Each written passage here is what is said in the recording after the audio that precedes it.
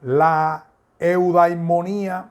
en Aristóteles y su posible aplicación en la actualidad. Una reflexión sobre la felicidad a partir de la contraposición de la noción actual del término con el concepto aristotélico de eudaimonía. Autora Carmen Cervera Tort.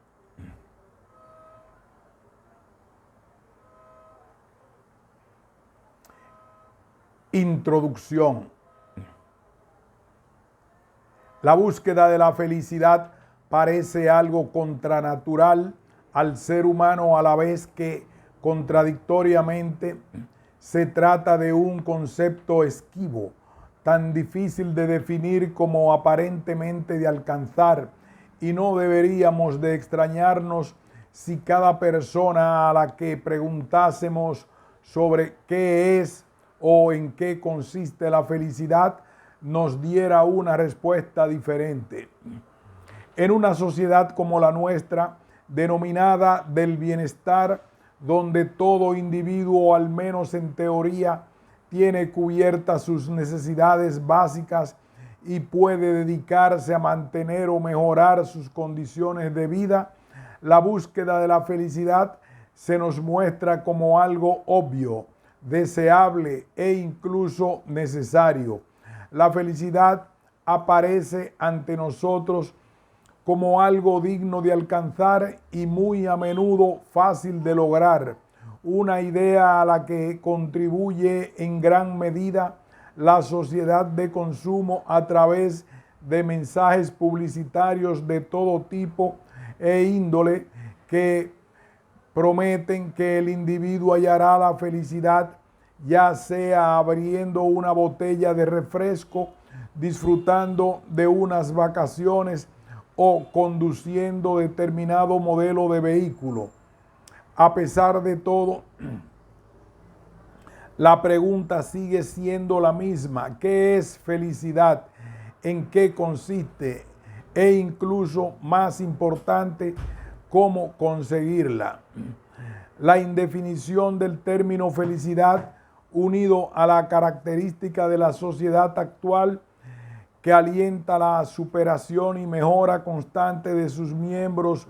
para alcanzar cierto nivel de bienestar y satisfacción, tanto a nivel personal y social como material, supone que la felicidad se haya asociado tanto al ocio o al placer como a la consecución de metas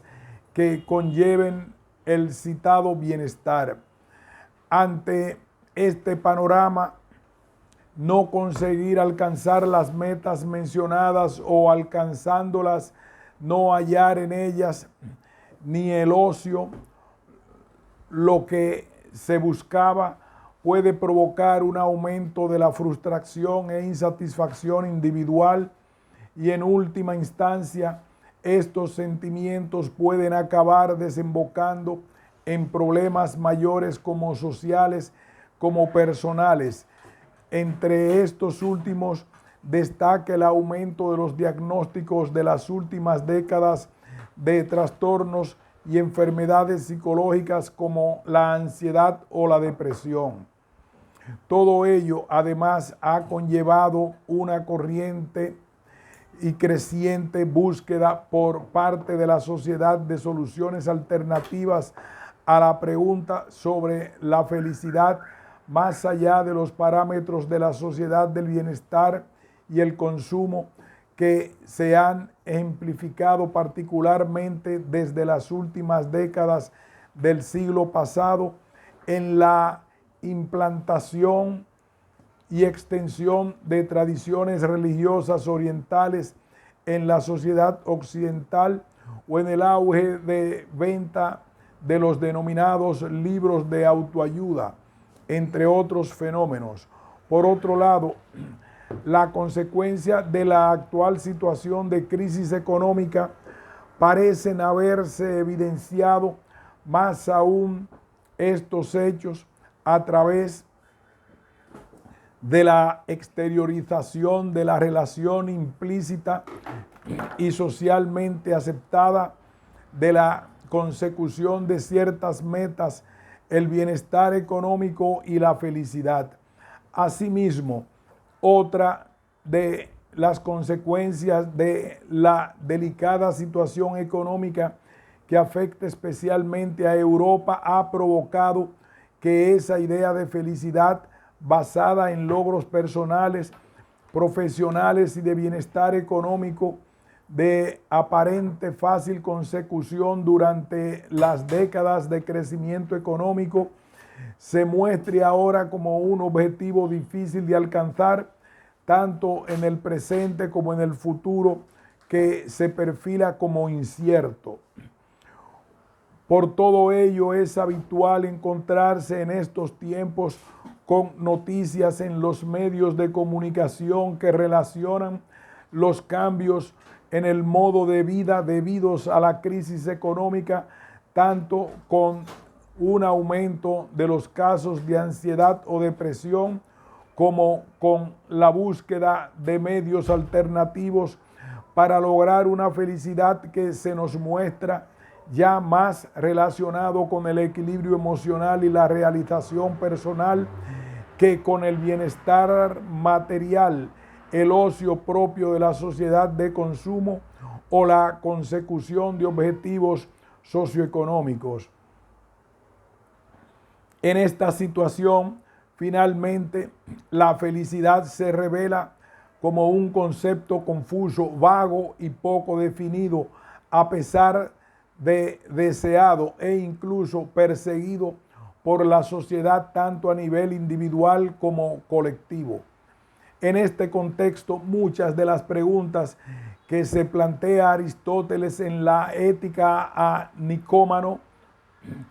y más concretamente en el primer libro de la obra, nos resultan no solo familiares, sino de una tremenda actualidad a pesar de la distancia temporal, y entre ellos, sin ir más lejos, destaca la dificultad para hallar una definición ajustada para el concepto de felicidad. No en vano, parece que la sociedad actual se enfrenta a la misma cuestión a la que lo hiciera la sociedad griega en la que surgió la disciplina ética, la de la búsqueda de un sentido de la vida, una finalidad de la actuación humana con independencia de la posibilidad de la existencia de una realidad trascendente, pero que sea a su vez más que una serie de normas de comportamiento con el fin de regular y facilitar la convivencia y el buen funcionamiento de la sociedad. Se trata en definitiva de un saber práctico, de la búsqueda de un sentido práctico de la vida en torno al cual vertebrar la experiencia humana. Al mismo tiempo, el método seguido por Aristóteles en su discurso ético, basado precisamente en la observación de la vida cotidiana de los ciudadanos de la polis, nos permite sentir por su sencillez y concreción más próximo a su razonamiento, que se nos presenta en última instancia como una invitación a analizar igualmente nuestra experiencia cotidiana en busca de las respuestas a las mismas preguntas enunciadas en el texto. Estos motivos, junto con el peso e importancia que el pensamiento aristotélico ha tenido en la historia de la filosofía hasta nuestros días, invitan a la reflexión sobre la validez para la sociedad actual de las ideas aristotélicas sobre la felicidad, más aún cuando se muestra como lógico que ante la recuperación de la reflexión sobre una cuestión largamente olvidada, se acuda a la propia tradición filosófica para ver, o al menos recordar, ¿Qué soluciones se propusieron entonces a idénticas preguntas y preocupaciones? Especialmente si, como en el caso, tales soluciones dieron lugar no solo a los cimientos del pensamiento posterior, sino al nacimiento de una disciplina, la ética, como la que nos ocupa. Atendiendo a estos motivos, el presente trabajo se plantea como una reflexión sobre la felicidad a través de la comparación del estado de la cuestión en la sociedad actual con el análisis que Aristóteles realiza sobre el mismo en el marco de la polis griega, en la ética anicómano, para tratar de evaluar la validez y posibilidad de aplicación de los conceptos aristotélicos en la sociedad actual. Se trata, en definitiva, de analizar la posibilidad de recuperación del concepto aristotélico de eudaimonía para la sociedad actual a partir del análisis del uso y sentido del término en la actualidad, reflejado en las encuestas de opinión al respecto, su contraposición con el estudio de la felicidad realizado por Aristóteles en el libro primero de la Ética Anicómano, para finalmente comparar las ideas aristotélicas con las vigentes en la actualidad y analizar la posibilidad de aplicación de los conceptos aristotélicos en nuestra sociedad. En este sentido, este trabajo, que se enmarca dentro de la actual discusión filosófica sobre la cuestión de la felicidad, se suma al renovado interés por la filosofía aristotélica en general y la ética anicómano, en particular motivados en gran medida por la unidad no sistemática del pensamiento aristotélico, así como su apertura que posibilita futuros desarrollos. Una aproximación a la cuestión de la felicidad. El ser humano busca la felicidad aunque no sepa muy bien qué busca ni cómo o dónde encontrarlo. El concepto de felicidad se ha visto reducido habitualmente a dos simples opciones que o bien la sitúan en un nivel trascendente en el ámbito de la religiosidad o bien devolviéndola al mundo terrenal, la convierten en el fruto del bienestar material, la satisfacción hedónica o, a lo sumo, una combinación de diversos factores que incluye los dos anteriores. La primera opción, la de vincular felicidad y religiosidad o espiritualidad, ha sido la imperante durante buena parte de la historia de la sociedad occidental y sigue siendo, como hemos visto en el capítulo anterior, una de las opciones alternativas a la felicidad entendida como simple bienestar material. Ha sido a partir del siglo XVIII y más especialmente durante el siglo XX, con la progresiva laicización de la sociedad, que la felicidad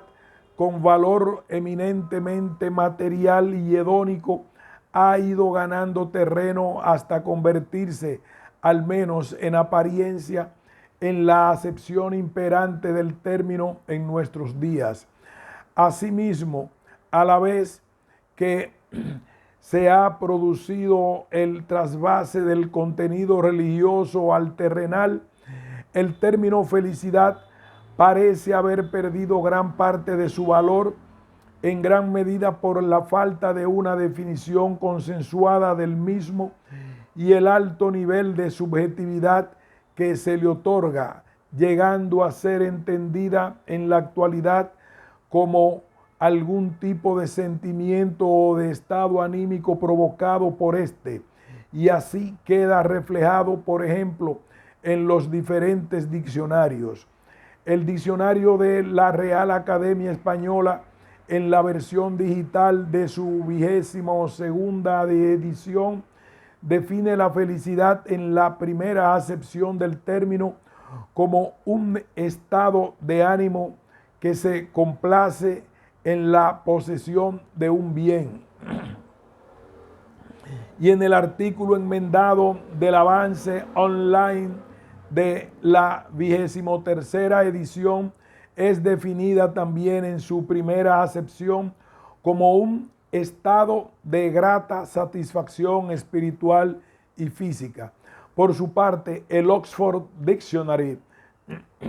uno de los principales diccionarios de referencia en lengua inglesa, en su versión online, define la felicidad, happiness,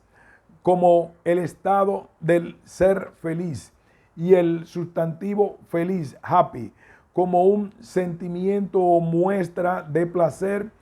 o satisfacción, como sentimiento equiparable, por ejemplo, a la alegría. La felicidad se nos muestra por un lado como algo susceptible de ser medido, pues uno puede sentir las emociones en distinto grado e intensidad, y por otro lado como algo dependiente de diferentes estímulos exteriores o no, y por lo tanto pasajero, pues cualquier sentimiento es susceptible de desaparecer en cuanto desaparece el estímulo que lo ha provocado, o bien aparece otro que causa una emoción diferente. Asimismo, como estado anímico, la felicidad se nos presenta de nuevo vinculada a las emociones y a los diversos factores y estímulos que puedan provocarla. Todo ello ha provocado una parte que se haya reforzado la idea de felicidad relacionada a la consecución de ciertos bienes, tangibles o no, en tanto que sentimiento dependiente de aquello capaz de provocarlo, y por otra, que se haya extendido el uso de otros conceptos menos susceptibles de relacionarse con sentimientos o estados anímicos, y por lo tanto menos ambiguos y más estables para referirse a distintos aspectos vitales, como por ejemplo bienestar, satisfacción o realización, entre otros. La felicidad en la discusión filosófica. La cuestión de la felicidad ha quedado igualmente relegada a un segundo plano en la discusión filosófica, a pesar de haber sido un concepto central en la historia del pensamiento occidental y más concretamente de la ética. De hecho, sin atender al tema de la felicidad, no es posible entender el nacimiento de la disciplina ética que surgió en la antigua Grecia, precisamente como intento de dar respuesta a la pregunta sobre la felicidad entendida como el fin último del hombre. Es en el siglo XVIII cuando la ética pasa a tomar la forma deontológica con la que hoy en día mayoritariamente se identifica, y con ello se desprende del sentido finalista que había tenido desde el momento y se desvincula del concepto de felicidad. Con Immanuel Kant, la ética pasa a ser una disciplina teleológica, a centrarse en la norma, el reconocimiento de los principios, derechos y deberes, y con ello la cuestión de la felicidad, la pregunta por el fin último del hombre, por el sentido de la vida, queda apartada a la discusión filosófica, o al menos relegada del puesto preeminente que había ocupado. No obstante, si bien es la ética kantiana la que niega que la felicidad pueda ser el fin último del hombre, o que de ella se pueda derivar principios de Conducta Universales, Rodríguez Duplá, 2001. El término ya había perdido con anterioridad el sentido finalista eminentemente práctico que le otorgaba el pensamiento ético griego en general y el aristotélico en particular. La cuestión de la felicidad había sido apartada de la discusión filosófica por el cristianismo, al considerar que la felicidad como el fin último del hombre y bien supremo radica en la unión con Dios. Rodríguez Duplá, 2006. Y dejar como único camino a dicha felicidad el cumplimiento de los mandamientos o exigencias de la ley divina. Así pues, con el inicio de la pérdida de la hegemonía del pensamiento cristiano,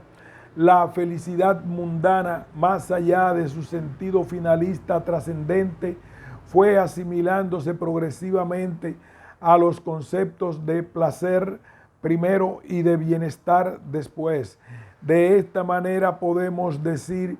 que el tema de la felicidad fue perdiendo importancia e interés en la historia del pensamiento,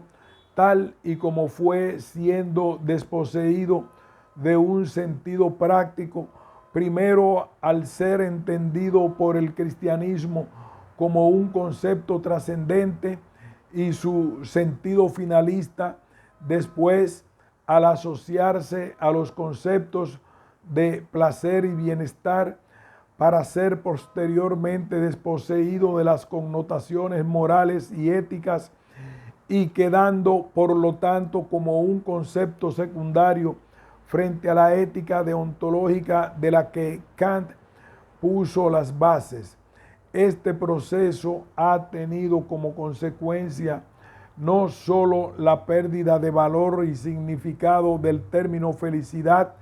a través de la paulatina asimilación del mismo con las ideas de placer y bienestar, sino también la contraposición de la idea de felicidad con conceptos como virtud, bondad o deber. A pesar de todo, es posible hablar de un resurgir del interés por el tema de la felicidad en la discusión filosófica, motivado tanto por el renovado interés por la filosofía antigua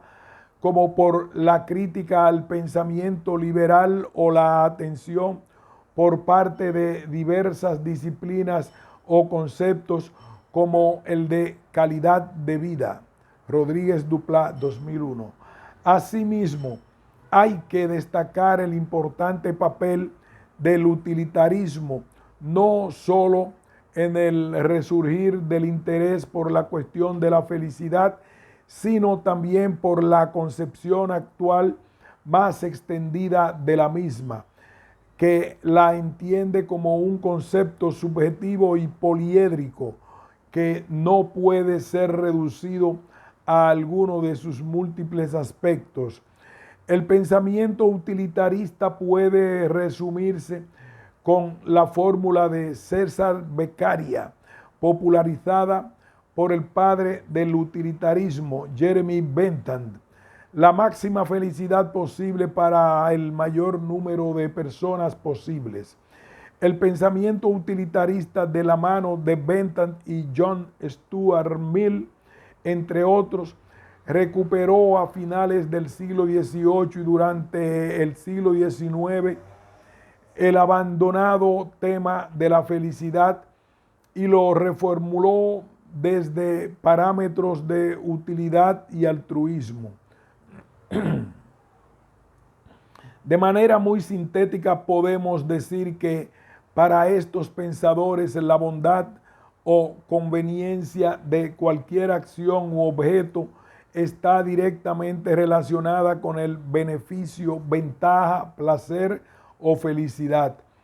que produzca, de modo que algo es bueno en la medida en que proporciona o conduce a la felicidad.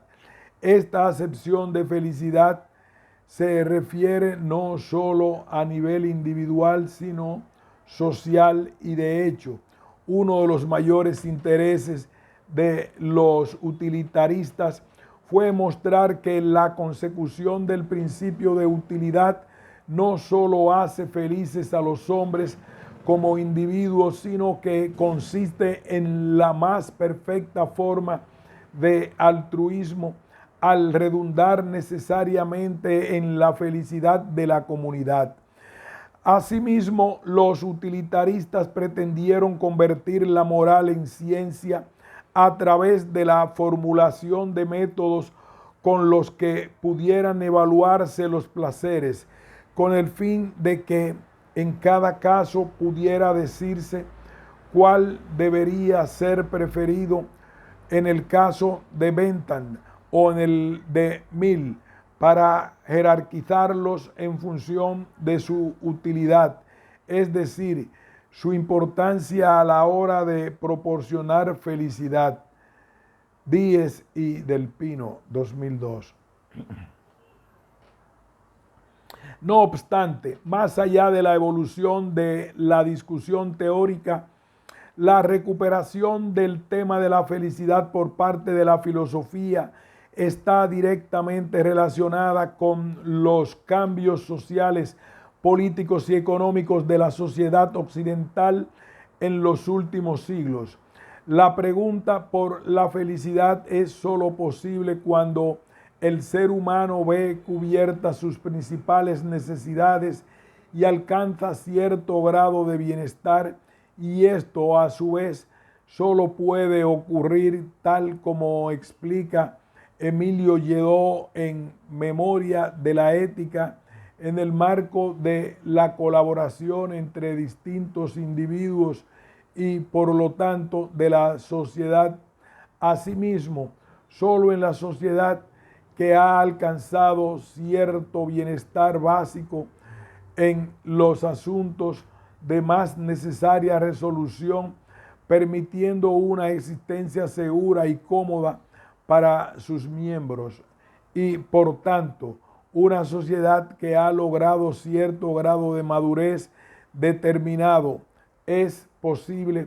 que surja la pregunta sobre la felicidad, ya no solo vinculada al bienestar material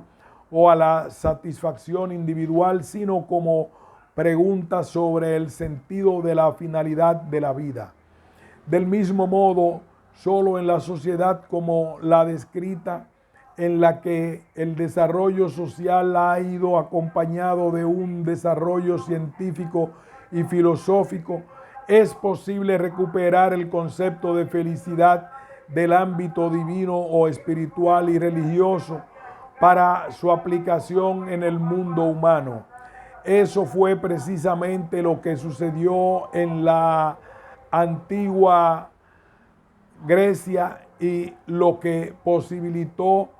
en el marco de la polis el nacimiento de la filosofía política, entendida como la ciencia que tiene como fin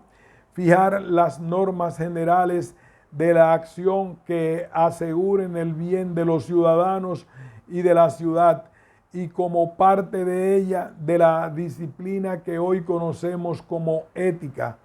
y en cuyo contexto se enmarca la reflexión sobre la felicidad. Y no ha sido hasta nuestros días cuando de nuevo la sociedad occidental ha reunido los requisitos antes descritos para que surja la pregunta sobre la felicidad. La dimensión política de la felicidad.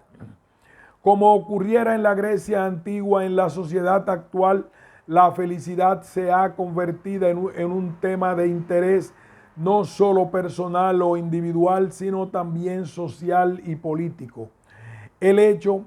queda reflejado como especialmente en el creciente interés al respecto de los gobiernos y organismos institucionales que ven en la felicidad un indicador para medir y evaluar el nivel de desarrollo y progreso humano y social. En el aumento de estudios de tipo sociológico sobre la cuestión de la felicidad. Algunos países como Bután y Reino Unido, como pioneros, ya cuentan con indicadores de felicidad para evaluar la prosperidad, el desarrollo humano y el progreso social de la población. Esta iniciativa ha sido recogida por la Organización de las Naciones Unidas, ONU, que a través de estudios como el recientemente publicado informe sobre la felicidad mundial de la Universidad de Columbia, pretende analizar la importancia de la felicidad como índice de desarrollo social y promover un método estandarizado de medición de los diferentes países. En todo ello se debe, en palabras del propio secretario general de Naciones Unidas, Ban Ki-moon, a que el Producto Interior Bruto, que ha servido para medir a los políticos y a las economías, no tiene en cuenta los costes sociales y ambientales del progreso. Se hace necesario un nuevo paradigma económico que reconozca la igualdad de los tres pilares del desarrollo sostenible: lo social, lo económico y el bienestar ambiental son inseparables y en conjunto definen el grueso de la felicidad mundial. Este reciente interés por la dimensión social y política de la felicidad se muestra íntimamente relacionado con las premisas utilitaristas anteriormente mencionadas. Por un lado, se relaciona el nivel de felicidad con el progreso y el desarrollo social, lo que coincide con las tesis altruistas del utilitarismo, al interpretar la felicidad como un elemento que revierte de forma positiva y necesaria en la sociedad. Asimismo, el interés por relacionar, conectar y en última instancia medir aquellos factores que influyen de manera positiva en una mayor percepción de la felicidad recuerda a la intención de los primeros utilitaristas de poder racionalizar los factores de felicidad con el fin de poder conocer en cada ocasión cuál de ellos es preferible, ya sea a partir de algún tipo de escala de medición o de una ordenación jerárquica de los mismos. El utilitarismo asocia,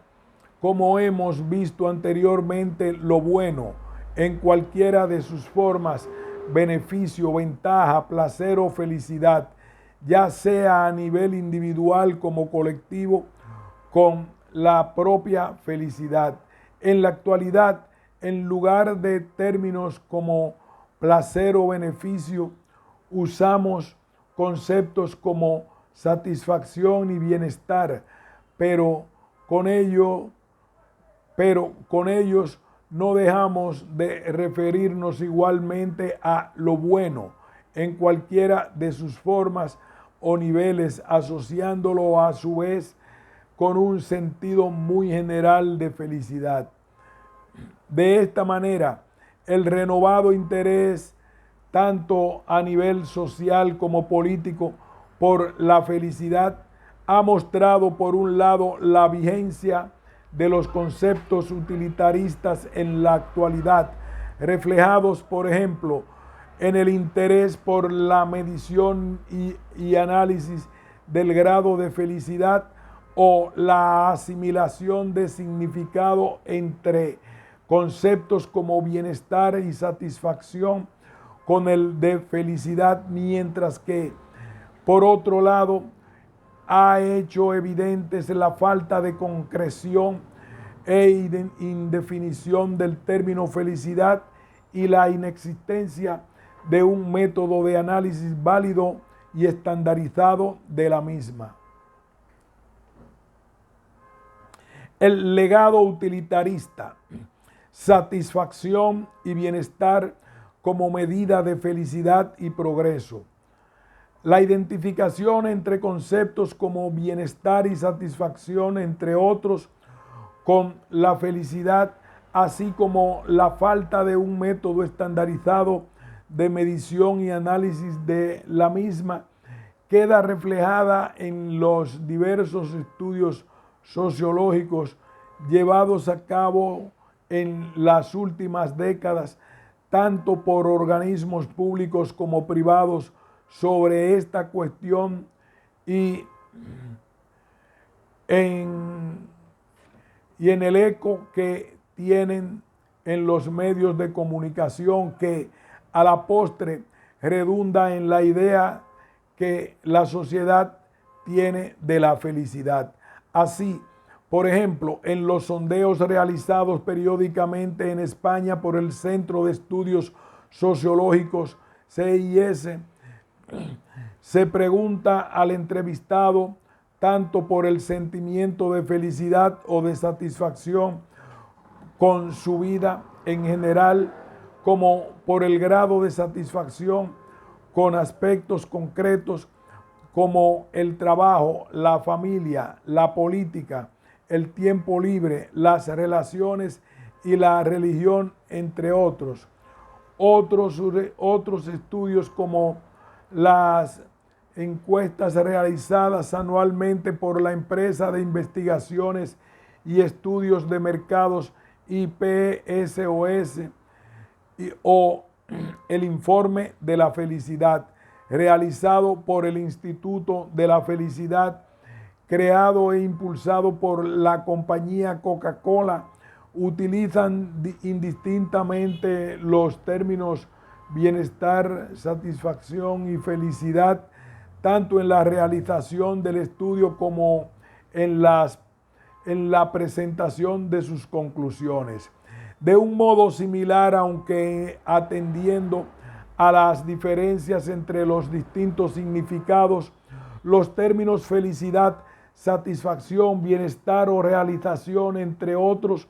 se entrecruzan en el ya mencionado informe de la felicidad mundial. Asimismo, todos estos estudios coinciden en evaluar con mayor o menor profundidad los distintos factores, tanto individuales como sociales, que pueden influir en la percepción de felicidad individual, como por ejemplo el nivel socioeconómico de los entrevistados, el estado civil y la situación familiar, aspectos laborables, posibilidad de acceso a servicios básicos, etc. Los resultados y conclusiones de los diversos estudios sobre la percepción de la felicidad, satisfacción o bienestar acostumbran además a ser difundidos por los medios de comunicación, que a su vez contribuyen a la mayor equiparación de significado entre los diversos términos utilizados, que finalmente la sociedad asimila como sinónimos, atribuyendo a todos ellos el significado más general de la idea de felicidad anteriormente citada, como un concepto subjetivo y multidimensional. Asimismo, los factores analizados en estos estudios como relativos a la percepción de bienestar o satisfacción personal pasan a quedar también reflejados en los medios y por lo tanto pueden ser entendidos por la sociedad como elementos que sustentan o proporcionan felicidad, ayudando a extender la definición de felicidad extendida como un factor compuesto de múltiples elementos que pueden ser aislados y analizados y por tanto mensurables, y la convierte no solo en un concepto simplificado, sino evaluable e incluso fácilmente alcanzable. Desde este punto de vista, lograr la felicidad se muestra como algo tan simple como, una vez conocidos los elementos que la componen y en qué grado alcanzar cada una de esas partes en su justa medida, o simplemente las más importantes de ellas. Todo ello queda reflejado en titulares como los siguientes: El País, 26 de noviembre de 2007. Más felices pero sin fuerzas. Los españoles dan un notable a sus vidas en la encuesta social Europa. El País, 28 de diciembre de 2008. La ciencia descubre las claves de la felicidad. 20 minutos, 19 de agosto de 2009. Los españoles se sienten más felices que la media europea pese a la crisis. El 54% considera que el amor es el factor más importante. El 95% cree que la felicidad influye positivamente en la salud. El País, 19 de julio 2011. La solidaridad nos hace más felices. Muy interesante, 2 de agosto de 2012. Las personas ocupadas son más felices. El Confidencial, 26 de marzo 2012. Las claves de la felicidad según los españoles. La Gaceta, 11 de abril de 2012. El secreto de la felicidad. La Semana, 27 de abril 2012. $50,000 es la cifra de la felicidad. La necesidad de una definición de felicidad. Tal y como hemos visto, los términos de satisfacción y bienestar se presentan en la actualidad no solo como relacionados con la felicidad, sino también incluso como sinónimos de la misma, pero con ellos no dejamos de referirnos a conceptos como el placer o el bien, utilizados ya no solo como propios utilitaristas, sino también por los filósofos griegos como Aristóteles. La satisfacción está directamente relacionada con cubrir las necesidades, con el cumplimiento del deseo y las pasiones, y también con el placer. Dar una correcta solución a las necesidades, satisfacerlas, parece de este modo una condición ineludible de la felicidad. No obstante, no todas esas necesidades están igualmente relacionadas con la felicidad, y en cualquier caso, como veremos a lo largo de este trabajo, tener cubiertas las necesidades no es necesariamente sinónimo de felicidad. Por otro lado, el término bienestar incluye en sí mismo dos términos básicos en la ética aristotélica, tan simples como estar y bien, y cuyo significado ha ido evolucionando de un sentido más global y en general hasta el actual, en que puede ser usado en referencia a ámbitos concretos de la vida humana, y así hablamos, por ejemplo, de bienestar físico, económico, emocional, etc. No obstante, aquí de nuevo nos encontramos con que el simple bienestar no tiene por qué ser sinónimo de felicidad, pues no puede estar bien en el sentido de que no está mal, ya sea en un sentido general o referido a un ámbito concreto. Si por ello sentirse o considerarse en absoluto feliz. Así, por ejemplo, uno puede sentirse satisfecho con su situación profesional y disfrutar de un alto bienestar económico, pero no por ello considerarse feliz, ya sea porque no goza de la misma satisfacción o bienestar en el resto de ámbitos vitales, o porque disfrutando de la misma satisfacción y bienestar generales, por algún motivo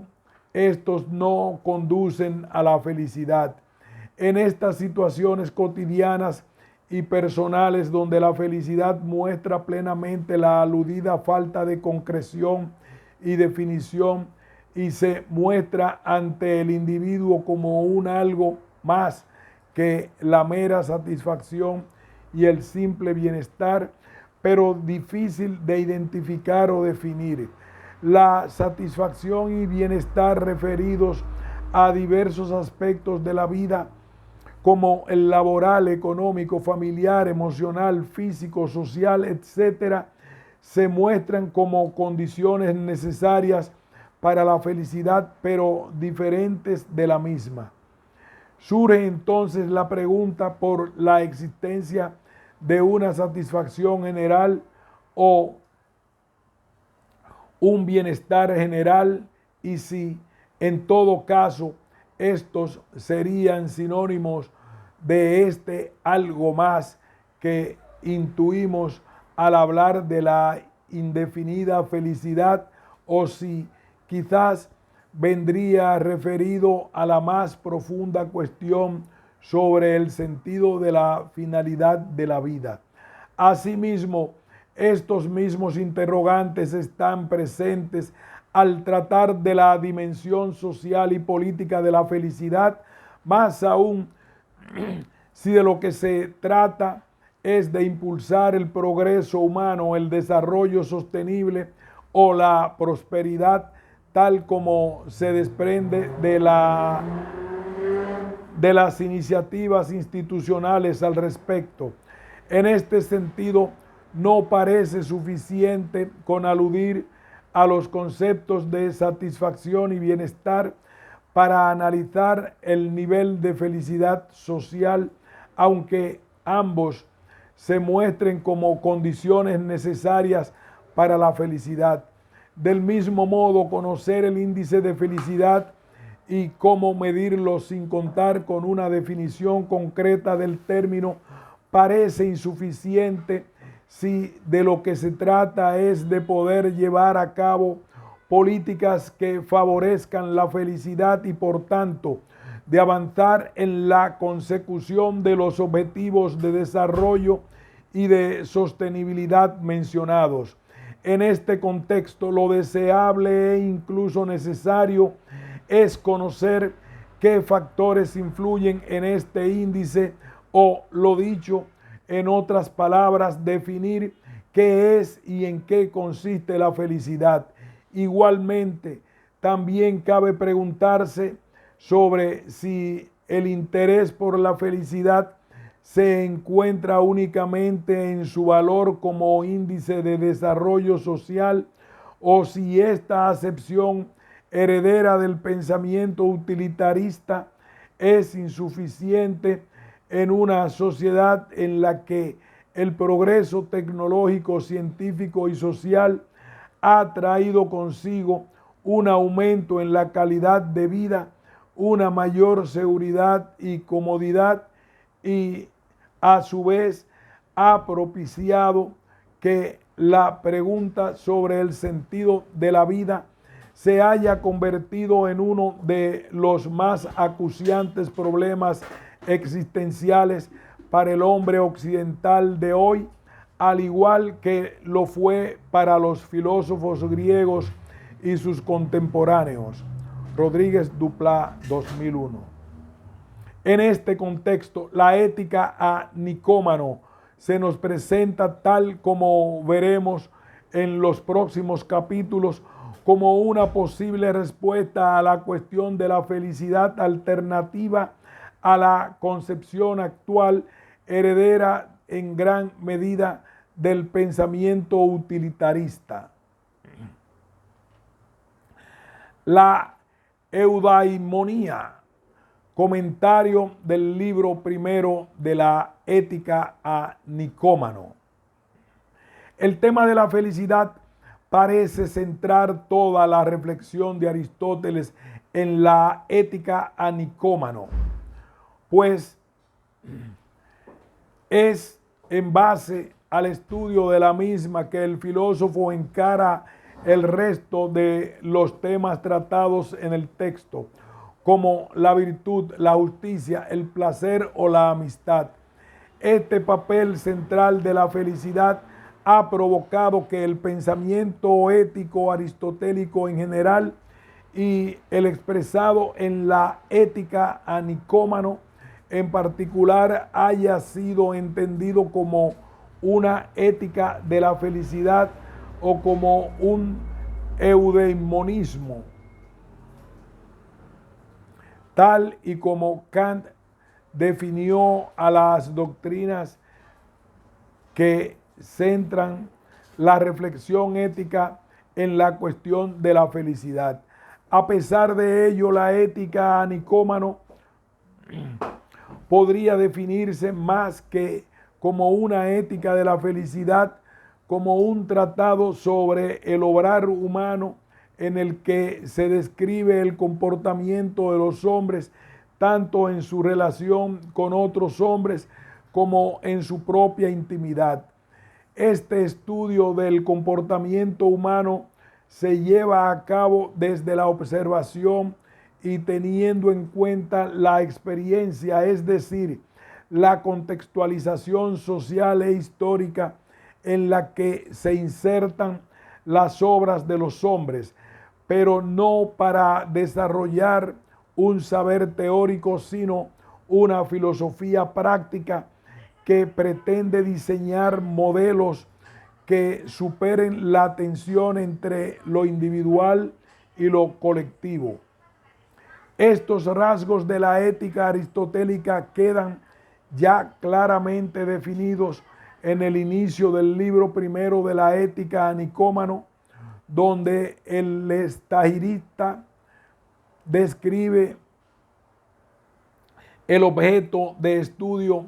la disciplina a la que pertenece y el método apropiado para el mismo. En este sentido, la Ética a Nicómano se nos presenta como un estudio sobre el bien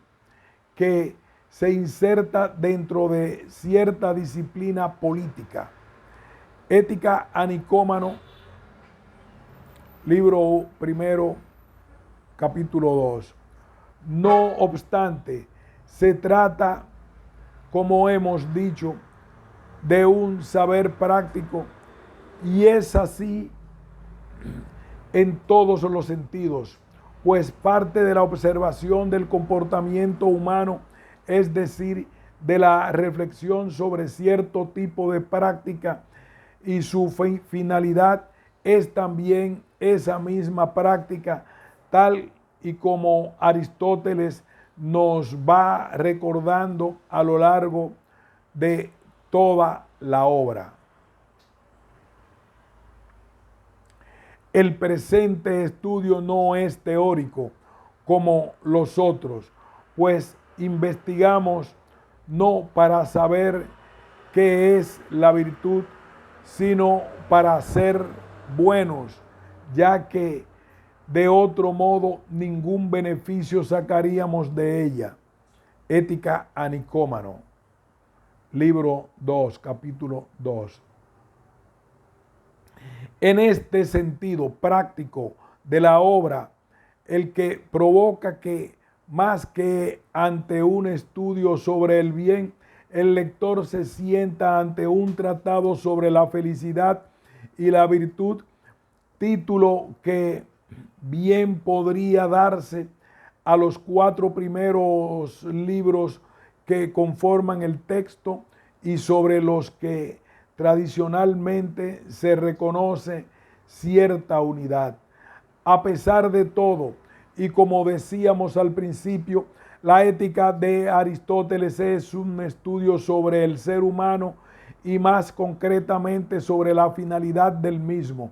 es decir, sobre el sentido de su existencia y por lo tanto sobre el comportamiento humano, en tanto en cuanto éste se ve condicionado por el fin último del mismo, ya que obramos de acuerdo a aquello que perseguimos. Se trata pues de una ética teleológica. Es en este sentido finalista en el que hay que entender la ética aristotélica y también el concepto de felicidad que nos presenta y que queda representado en el inicio del libro primero de la Ética a Nicómano, que ya en sus primeras líneas parte de una declaración de principios al expresar que existe una tendencia hacia el bien de la naturaleza humana y que dicha tendencia queda representada en las acciones del hombre, que son entendidas como fines. Aquí haremos una pausa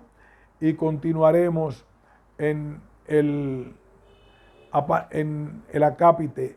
Toda arte y toda investigación e igualmente toda acción y libre elección parece entender a algún bien. Por esto se ha manifestado con razón que el bien es aquello hacia lo que todas las cosas tienden. Sin embargo, es evidente que hay algunas diferencias entre los fines, pues unos son actividades y otros obras aparte de las actividades. Ética a Nicómano, libro 1, capítulo 1. Pausamos.